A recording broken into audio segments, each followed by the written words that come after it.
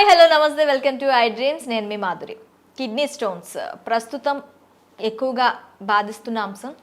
Kidney stones అసలు ఎలా ఏర్పడతాయి, ఇవి వస్తే ఎలా కంట్రోల్ చేసుకోవాలి, దీనికి ఎలాంటి మెడిసిన్స్ యూస్ చేయొచ్చు, లేదంటే హోమ్ రెమెడీస్ ఏమైనా ఉన్నాయా, ఇలాంటివన్నీ కూడా మనకి చెప్పడానికి మనతో పాటు ఉన్నారు డాక్టర్ సిఎల్ వెంకట్రావు గారు. ఆయన అడిగి డీటెయిల్గా తెలుసుకుందాం. నమస్తే సార్.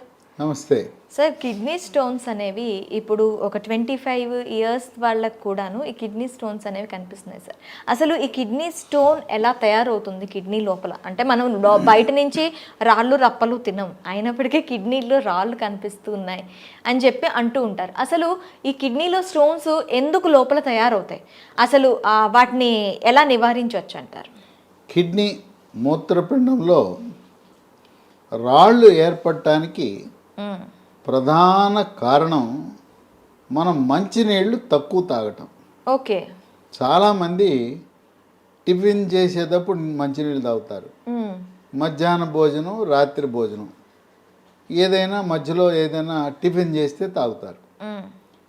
అలా కాకుండా మధ్య మధ్యలో గంటకు ఒకసారి దప్పిక అయినా కాకపోయినా వర్షాకాలము శీతాకాలంలో కనీసం 3 లీటర్ల మంచినీరు, ఓకే, వేసవి కాలంలో 3 నుంచి 5 లీటర్ల నీళ్లు. మన టేబుల్ మీద ఎప్పుడూ నీళ్లు ఉండాలి, వాటర్ బాటిల్ ఉండాలి. పూర్వకాలము ట్రాక్టర్లు లారీలకి రేడియేటర్ అని ఉండేది. ఆ రేడియేటర్కి నీళ్లు పోసేవారు ఇంజిన్ కూలింగ్ చేయడానికి. అవును. ఇప్పుడు కూలెంట్లు వచ్చినాయి, ద్రవాలు మన ఆయిల్స్ వచ్చినాయి, కూలెంట్ ఆయిల్స్ వచ్చినాయి.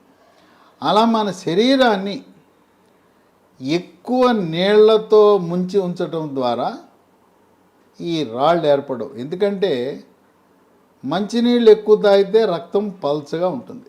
ఓకే. రక్తం పల్చగా ఉంటుంది, మూత్ర విసర్జన అధికంగా జరుగుతుంది. ఈ నీళ్లు తక్కువ తాగితే రక్తం చిక్కబడిపోతుంది, మూత్రం కూడా చిక్కబడిపోతుంది. కొంతమంది మంచినీళ్ళు తక్కువ తాగితే మూత్ర విసర్జనప్పుడు మంట చురుకు కూడా ఉంటుంది. ఆ మంట చురుకు నీళ్ళు ఎక్కువ తాగితే పోతుంది. కనుక మనం విధిగా మంచినీళ్ళు ఎక్కువ తాగటం అలవాటు చేసుకోవాలి. ఇప్పుడు మనం అందరం కూడా 20 లీటర్ల క్యాను ఆర్ఓ వాటర్ తాగుతున్నాం. ఆర్ఓ వాటర్ బదులుగా ఆల్కలైన్ వాటర్ అని, క్షారపూరితమైన వాటర్, మంచినీరుగా ఆల్కలైన్ వాటర్, అది వాడటం వల్ల ఈ కిడ్నీలో రాళ్ళు ఏర్పడకుండా కాపాడచ్చు, ఏర్పడిన రాళ్ళు కూడా కరిగిపోయేలా చేయొచ్చు.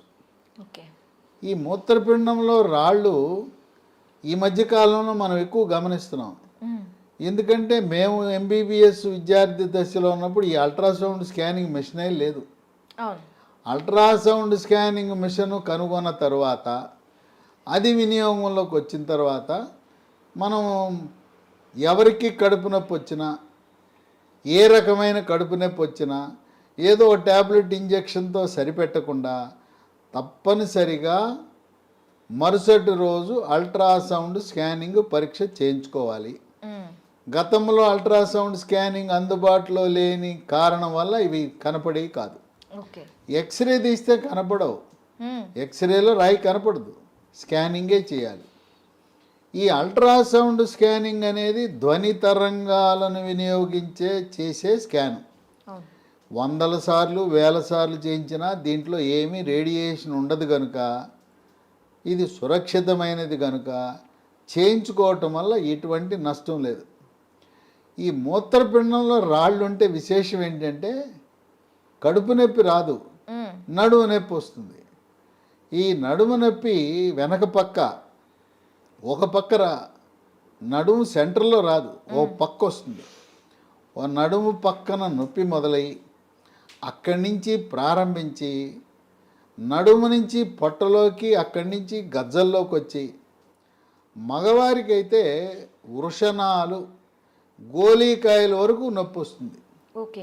ఈ మూత్రపిండంలో రాళ్ళు వచ్చిన వాళ్ళు ఇక వాళ్ళ నొప్పి ఎలా ఉంటుందంటే నరకయాతన. మంచం మీద పడి దొర్లుతుంటారు, దొర్లుతూ లేదా బోర్ల పడుకుంటారు, గావు కేకలు పెడతారు. ఈ తీవ్రమైన నొప్పి చూసి ఇంకా అప్పగింతలు మొదలు పెడతారు. నేను చచ్చిపోతున్నాను అని గౌకేకలు పెడుతూ అక్కడ అప్పులు ఉన్నాయి, ఇక్కడ ఇవి ఉన్నాయి, ఇక్కడ ఆస్తులు ఉన్నాయని చెప్పి ఇక నేను చచ్చిపోతున్నాను అయిపోతున్నాను అని చెప్తారు. అంత తీవ్రమైన నొప్పి వస్తుంది ఇది. కనుక ఇది నడుము దగ్గర ప్రారంభం అవటం వల్ల కొంతమంది పాపం తెలవక ఎముకల డాక్టర్ల దగ్గరికి వెళ్తారు.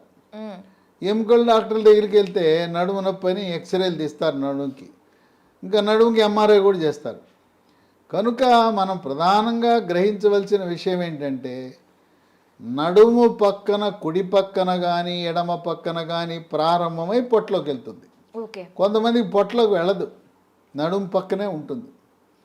ఈ రాళ్ళు ఒక పక్కకి పరిమితం అవ్వచ్చు, రెండు పక్కలు కూడా ఉండొచ్చు. ఒకసారి వచ్చి తగ్గిన తర్వాత మళ్ళీ కూడా వస్తుంటాయి. ఈ రాళ్ళు వచ్చినప్పుడు నొప్పితో పాటు వికారము, వాంతి కూడా ఉంటుంది. ఓకే. కొంతమందికి రాళ్ళు ఉండటం వల్ల తరచుగా జ్వరము, చలి జ్వరం, మలేరియా జ్వరం ఎలా ఉంటుందో అలాంటి జ్వరం వస్తుంది. మూత్ర విసర్జన సమయంలో మంట, నొప్పి. కొద్దిమందికి ఈ మూత్రపిండములో మూత్రనాళములో రాళ్ళు ఉండటం వల్ల మూత్రము రంగు ఇటుక రాయి రంగులో కానీ కొన్ని సందర్భాల్లో రక్తమే పడుతుంటుంది. ఓకే. ఈ రక్తము రాయి వల్ల, ఆ రాపిడి వల్ల పడుతూ ఉంటుంది.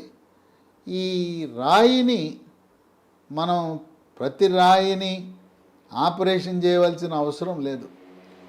9 మిల్లీమీటర్ల కంటే తక్కువ సైజు ఉన్న రాయి ఆటోమేటిక్గా దానంతరకదే తగ్గిపోయే గుణం ఉన్నదని వైద్య పరిశోధనలో వెల్లడించారు.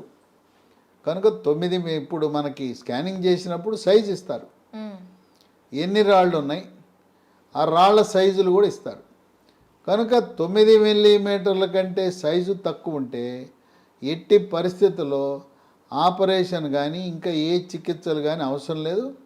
మంచినీళ్ళు తాగితే దానంతరకు అవే వెళ్ళిపోతాయి. కొంతమంది ఒక అపోహ ఉన్నది, ఇది పక్కవాడికి కూడా చెప్తుంటారు, రాళ్ళు ఉంటే బీరు తాగరా, బీరు తాగితే అవి వెళ్ళిపోతాయని. బీరు తాగకూడదు. బీర్ అనేది దీనికి చికిత్స కాదు. మూత్రపిండంలో రాళ్ళు కరగటానికి ఆయుర్వేద వైద్య విధానంలో చక్కటి మందులు ఉన్నాయి. గ్రామాల్లో మూత్రపిండాల పనితీరు మెరుగుపరచడానికి తెల్ల గల్జేరు అనే మొక్క ఉంటుంది, ఆకులు నవిలేయమంటారు, లేదా ఆకుని ఉండజేసి పసలు ఉండజేసి ఆ ఉండలు తినమంటారు. తెల్ల గల్జేరు నుంచి తయారు చేసి ఆయుర్వేద మందు ఉంటుంది, దాని పేరు పునర్నవ. పునర్నవ మూత్రపిండాల యొక్క పనితీరుని మెరుగుపరుస్తుంది.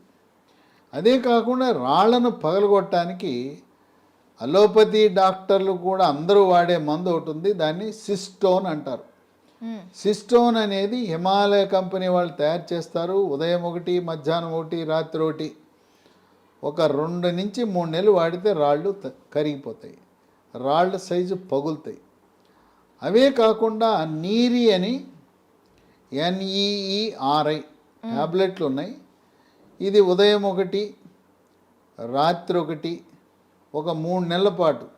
ఈ నీరి అనే ట్యాబ్లెట్లు AIMIL అనే కంపెనీ వాళ్ళు తయారు చేస్తారు. దాంతో రాళ్ళు పగిలిపోతాయి, పెద్దగా ఉన్న రాయి పగిలి ముక్కలైపోయి బయటకు వస్తాయి. అయితే ఈ మూత్రపిండంలో రాళ్ళున్న ప్రతి ఒక్కరూ కూడా రక్తములో క్రియాటిన్ అనే రక్త పరీక్ష చేయించాలి. ఓకే. సాధారణంగా ఈ క్రియాటిన్ 1.2 కంటే తక్కువ ఉండాలి. ఓకే. ఇది ఎక్కువ ఉంటే అది కొన్ని ఇబ్బందులకు దారితీస్తుంది. ఆ క్రియాటినిన్ పెరిగినప్పుడు పునర్నవ ట్యాబ్లెట్లు ఉదయము రాత్రి 3 నెలలు, దాంతోపాటు ఈ క్రియాటినిన్ని సాధారణ స్థితికి తగ్గించడానికి మరొక మందు అందుబాటులోకి వచ్చింది. రాళ్లను పగలగొట్టడానికి నీరి, క్రియాటినిన్ తగ్గించడానికి నీరి KFT. ఇదే కంపెనీ వాళ్ళు AIMIL అనే కంపెనీ వాళ్ళు తయారు చేస్తారు. దీన్ని ఉదయం 1 స్పూను, మధ్యాహ్నం 1 స్పూను, రాత్రి 1 స్పూను మూత్రపిండాలు రాళ్ళు కొంతకాలం ఉండటం వల్ల ఈ క్రియాటినిన్ పెరిగితే ఈ నీరి కేఎఫ్టీ 3 నెలలు వాడితే మళ్ళీ క్రియాటినిన్ సాధారణ స్థితికి వస్తుంది. ఎవరైనా వేరే కారణాల వల్ల కూడా క్రియాటినిన్ పెరిగి ఇప్పటికే డయాలిసిస్ చేయించుకుంటున్న వారు కూడా నీరి కేఎఫ్టీ దీంతోపాటు పునర్నవ ట్యాబ్లెట్లు వాడితే క్రమంగా క్రియాటినిన్ తగ్గుముఖం పడుతుంది. మీ మూత్రపిండాల డాక్టరు నెఫ్రాలజిస్టు ఆయన చెప్పిన మందులతో పాటు ఈ పునర్నవ నీరి కేఎఫ్టీ కూడా వాడచ్చు. ఈ పునర్నవ గురించి నీరి కేఎఫ్టీ గురించి మూత్రపిండాల డాక్టర్లు నెఫ్రాలజీ సూపర్ స్పెషలిస్టులకు అవగాహన లేని కారణం వల్ల ఇవి వాడద్దు వీటి గురించి వీటి పనిచేయవు అని చెప్తారు వాళ్ళు. వాళ్ళకి అవగాహన లేని కారణం వల్ల వాళ్ళకి చెప్పవలసిన అవసరం లేదు. పునర్నవ నీరి కేఎఫ్టీ వాడటం వల్ల ఎటువంటి అనర్థాలు లేవు, ఎటువంటి సైడ్ ఎఫెక్ట్స్ లేవు, ఇవి ఇంగ్లీష్ మందులతో రియాక్షన్లు రావు. కనుక నెఫ్రాలజీ డాక్టర్కి చెప్పకపోయినా ఈ నీరి కేఎఫ్టీ అలాగే పునర్నవ వాడి చాలామంది మూత్రపిండాల రోగులు ఎంతో ఉపశమనాన్ని పొందారు. నేను ఒక ఇంగ్లీష్ వైద్యుడిగా ఎఫ్ఆర్సిఎస్ చదివి మరి డయాలసిస్ గురించి ఇంగ్లీషు మందుల గురించి అవగాహన ఉండి పునర్నవ నీరి కేఎఫ్టీ అనేక మందితో వాడించటం వల్ల చక్కగా క్రియాటినిన్ అనేది తగ్గుముఖం పట్టడం, డయాలసిస్ అవసరం లేకుండా పోవటం, మూత్రపిండాల మార్పిడి చికిత్స అవసరం లేకుండా పోవటం అనేది విశేషం. ఈ మూత్రపిండాల్లో రాళ్ళు ఉన్నవాళ్ళు కొంచెం ఆహార నియమాలు పాటించాలి. ఓకే, అంటే ఆహార నియమాలు అంటే నేను విన్నాను సార్, పాలకూర టమాటోతో కలిపి తింటే కిడ్నీలో రాళ్ళు వస్తూ ఉంటాయని. అది నార్మల్ పర్సన్స్ తిన్నా అలానే వస్తూ ఉంటాయా, లేకపోతే ఈ కిడ్నీ వ్యాధిగ్రస్తులకు మాత్రమే ఇది వర్తిస్తుందంటారా? మనం పాలకూర టమాటో ఎంత తిన్నా రాళ్ళు ఏర్పడవు. ఓకే, కాకపోతే రాయి ఉన్నవాళ్ళు పాలకూర టమాటా పరిమితంగా తినాలి. ఓకే, అంతేగాని మీకు అపోహొద్దు. మీరు రోజు కేజీ టమోటాలు తిన్నా, రోజు పాలకూర తిన్నా మూత్రపిండాలు రావు, రాళ్ళు రావు. కానీ రాళ్ళు ఉన్న వాళ్ళు వీటిని ఎంత తగ్గించి తింటే అంత మంచిది. ఓకే, కనుక వీటితో పాటు మంచినీళ్ళు అధికంగా తాగాలి. ఈ మంచినీళ్ళు అనేది చాలా కీలకం. కొంతమందికి కాలు బొటన వేలు నొప్పి ఉంటుంది, వాపు నొప్పి ఎర్రగా అవటం, దాన్ని గౌట్ అంటారు. గౌట్ అంటే రక్తంలో యూరిక్ యాసిడ్ పెరుగుతుంది. ఓకే, ఆ గౌట్ ఉన్న వాళ్ళకి ఏదైతే రక్తంలో యూరిక్ యాసిడ్ పెరిగిందో అది వచ్చి మూత్రపిండంలో రాయి ఏర్పడుతుంది. మూత్రపిండంలో రాయి ఏర్పడుతుంది కనుక సీరం యూరిక్ యాసిడ్ అనేది నియంత్రించుకోవాలి. దానికి రకరకాల మందులు ఉన్నాయి. ఇప్పుడు కొత్త మందు వచ్చింది యూరిక్ యాసిడ్ నియంత్రణకి, దాన్ని ఫెబు స్టాట్ అంటారు. FEBUSTAT ఫెబు స్టాట్ 40 మిల్లీగ్రాములు వేస్తే చక్కగా నియంత్రించబడుతుంది. యూరిక్ యాసిడ్ అధికంగా ఉన్నవాళ్ళు పప్పు ధాన్యాలు తక్కువ చేసుకుని తినాలి.